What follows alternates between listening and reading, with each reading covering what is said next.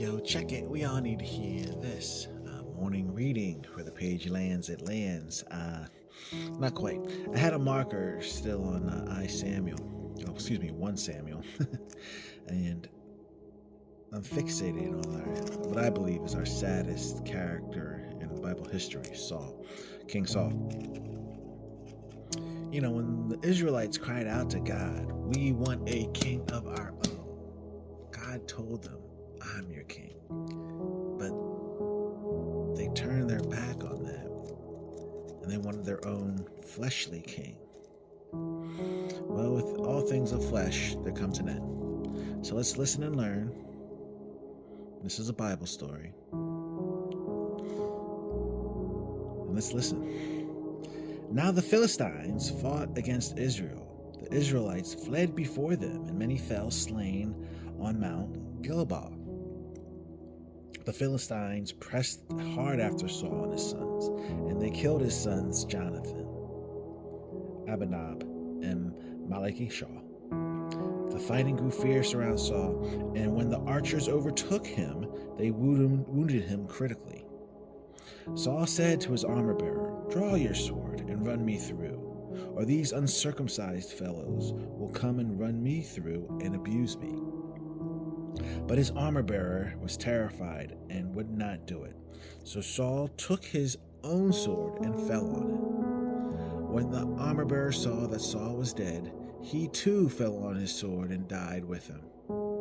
So Saul and his 3 sons and his armor-bearer and all his men died together that same day.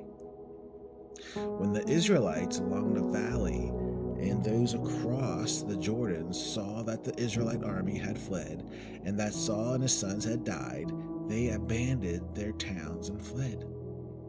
And the Philistines came across and occupied them. The next day, when the Philistines came to strip the dead, they found Saul and his 3 sons fallen on Mount Gilboa. They cut off his head and stripped off his armor, and they sent messengers throughout the land of Philistines to proclaim the news in the temple of their idols and among their people. They put his armor in the temple of the Ashereth and fastened his body to the wall of Bethshan. When the people of Jabesh Gilead heard what the Philistines had done to Saul, all their valiant men journeyed out through the night to Bethshan.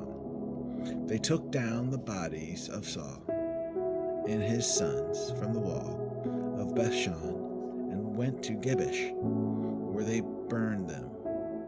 Then they took their bones and buried them under a tamash tree at Jabesh, and they fasted 7 days. Their fleshly king was slain by his own hands.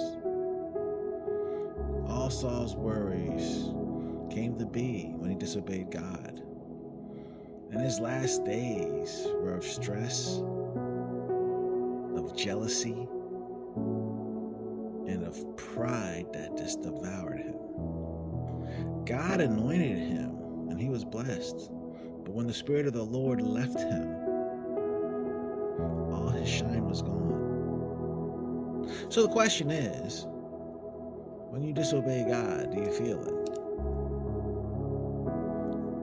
Return to him. Return to him. Don't be like Saul. God did anoint another, David, a strong king, but also flawed of the flesh. Return to God, because he loves you and I love you too.